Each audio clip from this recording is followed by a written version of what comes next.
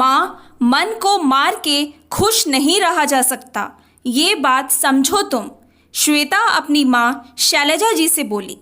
तो मैं कौन सा उसका मन मार रही हूँ, जो चाहती वो कर तो रही। शैलजा जी तुनक कर बोली।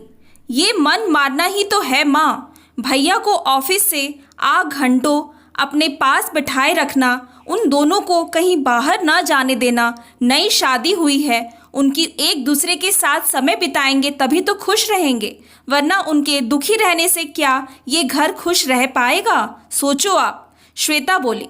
मतलब तुझे ये लगता है मेरा बेटा मेरे पास बैठ समय बिताता, ये गलत है। उसे आते ही अपनी बीवी के पास चले जाना चाहिए। फिर मेरा क्या, मैं तो घर में अकेली पड़ जाऊंगी, ना एक बेकार फर्नीचर की तरह। शैलजा जी बोली। उफ माँ, आप कहाँ की बात कहाँ ले जाते हो। मैं ये नहीं कह रही कि भैया आपके कमरे में ना आ सीधा भाभी के कमरे में जाए, पर थोड़ी देर बाद उन्हें भेज दिया करो ना। कभी भी दोनों को खाना साथ खाने दिया करो। आपके पास भाभी सारा दिन रहती, उनसे बातें किया करो, आपका भी मन लगा रहेगा, उनका भी। श्वेता फिर बोली। उस कल की आई से क्या बात करूं मैं। मेरा बेटा मुझे संभालता है, मुझसे बात कर उसे भी खुशी मिलती है। शैलजा जी बोली। वो कल की आई अब जिंदगी भर यहीं रहने वाली है माँ। मैं अपने ससुराल में हूँ, भैया सारा दिन जॉब पर रहते, बची कौन आपके पास, बस भाभी। उन्हें दिल से अपनाओगी तो वो भी आपको अपनाएगी, वरना एक गांठ पड़ जाएगी आप दोनों के रिश्ते में, जिससे भैया सबसे ज़्यादा परेशान रहेंगे। श्वेता फिर बोली। हम तो तेरी नज़र में मुझे क्या करना चाहिए। शैलजा जी ने बेटी से सवाल किया। आप भाभी को मेरी तरह अपने सुख दुख का साथ बनाओ। अच्छा ये बताओ, जब आपकी शादी हुई तो आप नहीं चाहती थी कि पापा आपके साथ ज़्यादा वक्त बिताएं।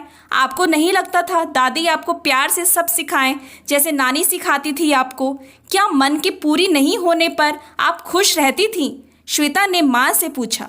अरे तेरी दादी तो चाहती नहीं थी तेरे पापा उन्हें छोड़कर मेरे पास आएं, और कोई गलती होने पर कितना सुनाती थी वो मुझे। सिनेमा का कितना शौक था, पर तेरी दादी ने कभी जाने ही नहीं दिया कि बहुएं अच्छी नहीं लगती ऐसे सिनेमा देखने जाते हुए। शैलजा जी जैसे अतीत में खो गई।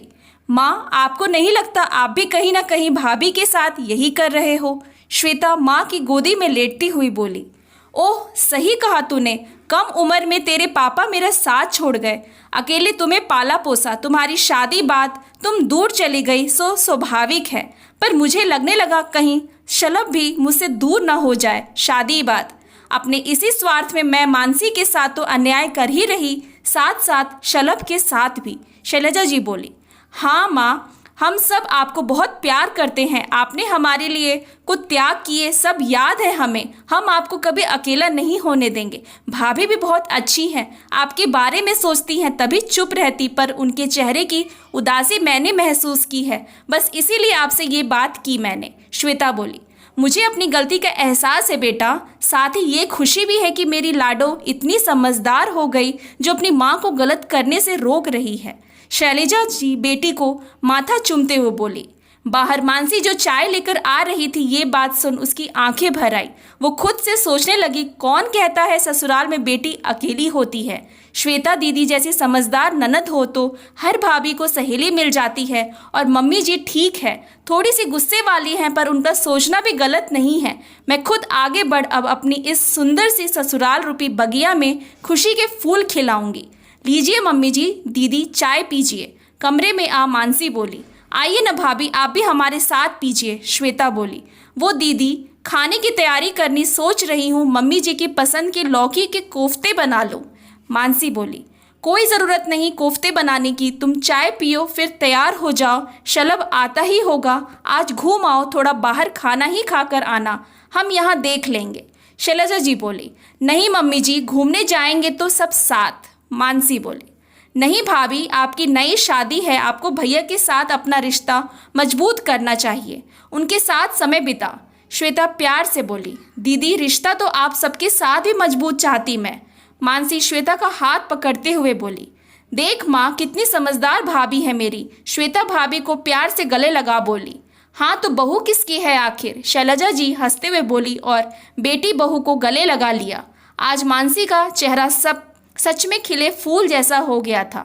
दोस्तों, शैलजा जी की तरह बहुत सी माँओं की सोच होती कि इस शादी के बाद बेटा दूर हो जाएगा, पर अगर जरा सी समझदारी से चला जाए तो बेटा तो अपना ही रहता है, बल्कि बहू के रूप में एक बेटी, एक दोस्त भी मिल जाती है। Thanks for watching. Please like and subscribe my channel.